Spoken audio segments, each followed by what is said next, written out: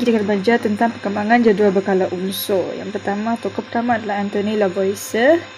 Dia menjelaskan 4 kumpulan utama.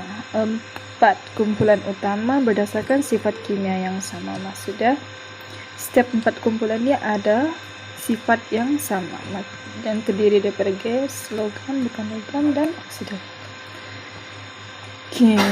Anthony Lavoisier 4 kumpulan utama yaitu gas, logam, bukan logam, dan oksida logam.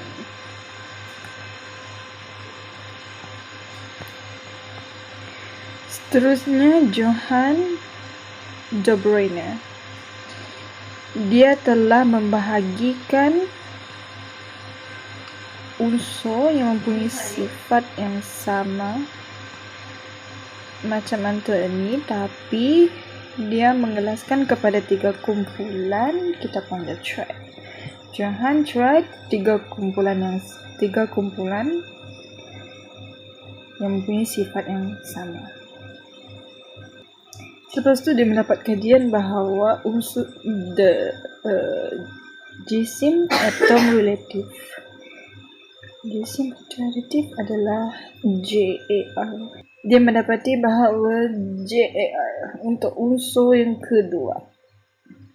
Unsur yang kedua adalah dalam satu triad adalah purata. Purata maksud dia purata jisim relatif maksud dan yang pertama dan ketiga. Maksud dia yang sama sini lah tu. Yang pertama, dia tambah dengan yang ketiga, dia bahagi 2. Dia bahagi kepada 2, dapatkan jisim atom relatif unsur kedua. Hukum ini tidak dapat dipakai sepenuhnya sebab tidak semua elemen tersebut apply to this rule. Yang ketiga, John Newland. John Newland adalah pertambahan jisim atom. Tambahan jisim atom. Dia menyusun unsur mengikut pertambahan jisim atom. Di mana dia memperkenalkan hukum oktav. Hukum oktav ni adalah sifat sesuatu unsur yang berulang. Dia menyamakan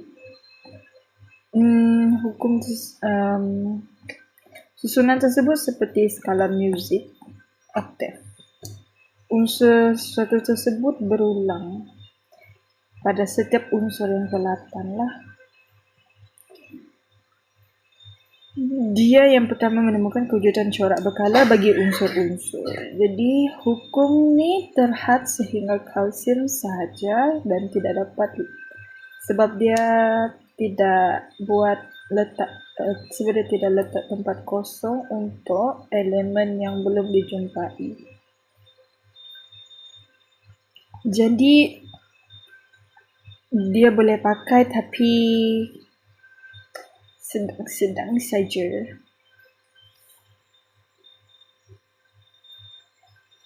Yang keempat, Lodemeyer. Lodemeyer ni dia explain tentang graf isi padu yang melawan jisim atom unsur. Atomic mass. Jisim atom unsur.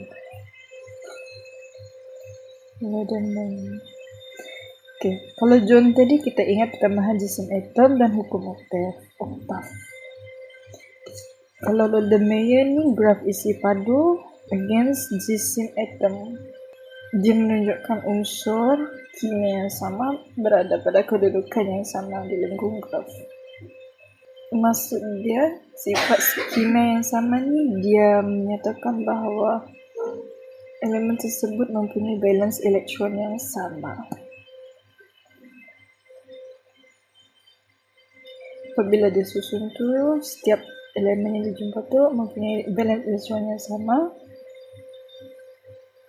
mempunyai sifat kimia yang sama.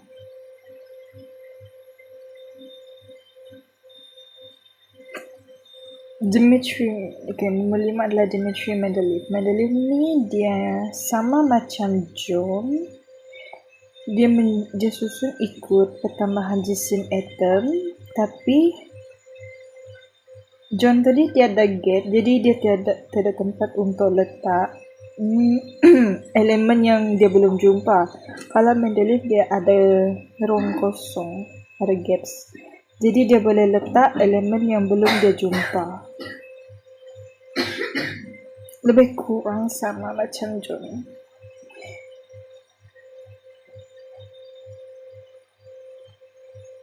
Jadi dia menyusun elemen yang punya sifat kimia yang sama pada grup yang sama, lajur menegak pada kumpulan yang sama, dan meninggalkan ruang kosong untuk unsur yang belum ditemui.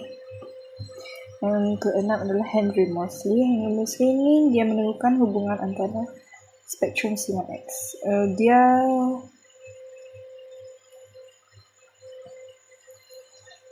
Dia mengkaji tentang spektrum sinar X ni, X-ray dengan nombor, ada kaitan X-ray dengan nombor proton. Dia menemukan konsep proton number, bukan okay. Jadi dia mengkaji, maksud dia menemui hubungan antara spektrum X dengan nombor proton. Ada perkaitan antara X-ray dengan nombor proton dan konsep dan menemukan konsep nombor proton yang berada di situ. Dalam jadwal kala mengikut tata tertib.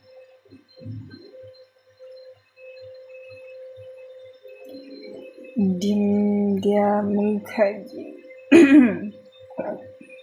X-ray dengan nombor proton ni ada kaitan, bukan jisim atom, dia adalah nombor proton numbers. So dia unsur dalam periodic table itu disusun mengikut proton number.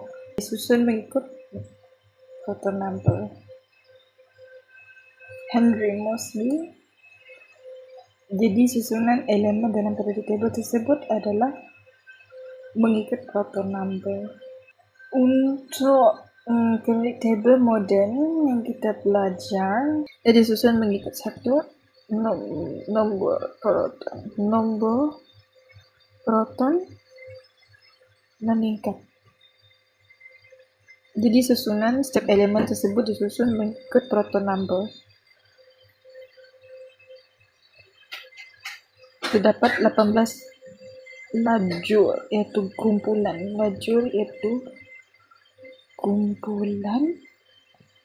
menegak. Kalau dia baris inilah period kala atau kala. Ada 7 kala.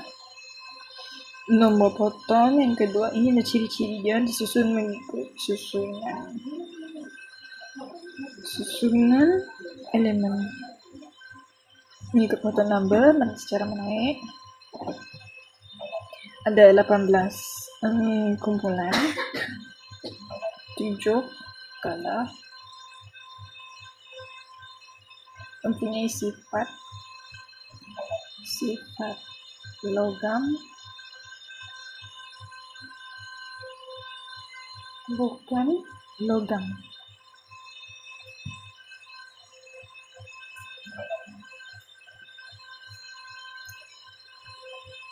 Kumpulan 1 dikenali sebagai logam alkali ataupun alkaline metal.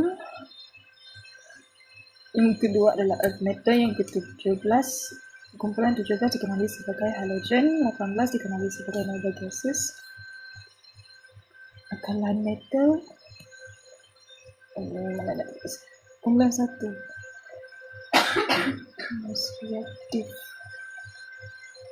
Ini tidak reaktif.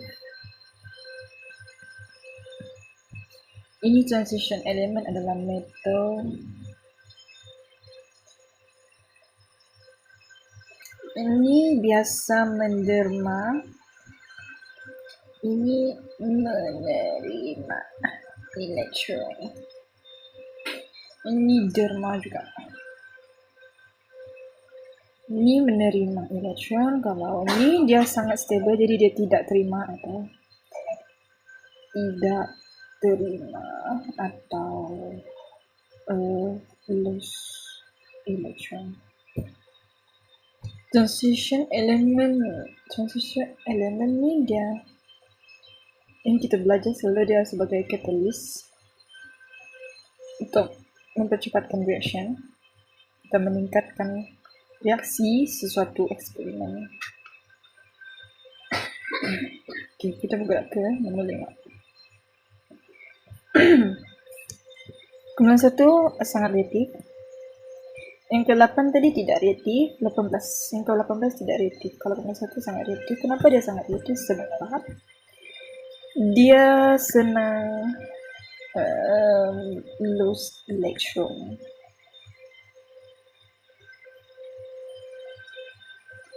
Sebab attraction force between nucleus and valence electron weak.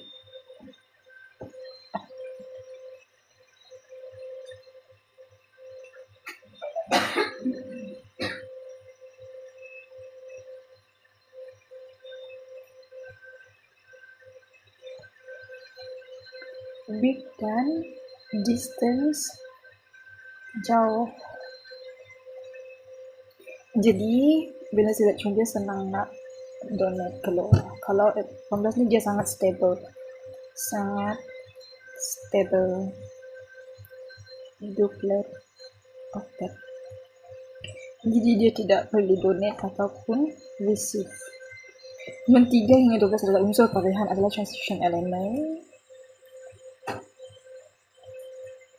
Transition element iaitu logam dan punya sifat fizik logam. Okay. Gas lengan saya rasa dia inert gas. Grup 18 kita panggil dia noble gases halogen. This one is alkaline